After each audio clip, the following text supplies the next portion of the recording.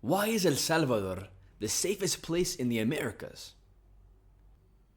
Nayib Bukele, the charismatic and controversial president of El Salvador, has made headlines globally for his bold and unprecedented approach to tackling crime and gang violence in the country.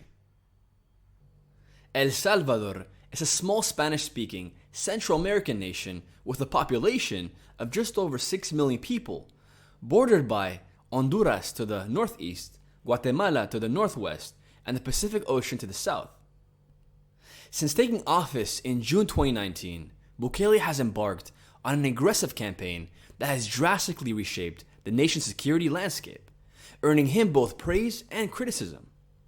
One of Bukele's most significant achievements has been his relentless crackdown on the powerful and violent gangs that have plagued El Salvador for decades.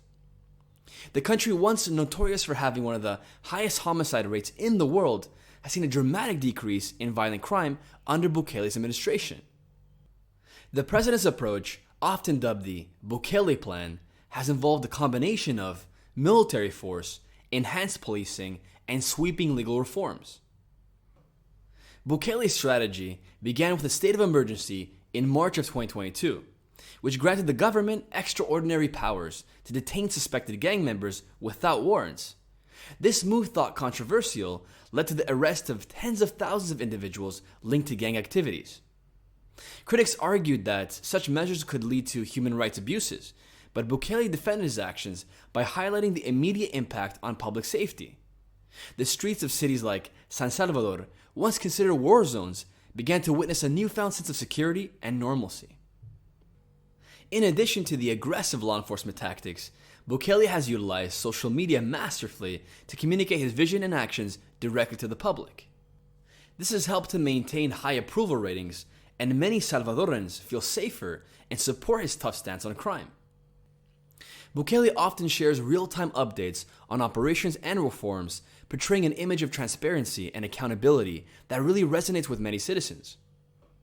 One of the most striking symbols of Bukele's crackdown on gangs was the construction of a massive, high-security prison known as the Terrorist Confinement Center. This facility is capable of housing thousands of inmates and has been used to detain suspected gang members en masse. The president has shared dramatic images of the prison, showcasing rows of heavily tattooed prisoners, further underscoring his administration's no-nonsense approach to dealing with gang violence. The reduction in crime has had positive ripple effects across various sectors of society. For instance, tourism in El Salvador has experienced a revival, with more visitors feeling confident to explore the country's natural beauty and rich cultural heritage. Local businesses once extorted and terrorized by gangs are beginning to thrive, contributing to economic growth and stability. The newfound sense of security has also encouraged investment, both from domestic and international sources, boosting the economy and creating job opportunities.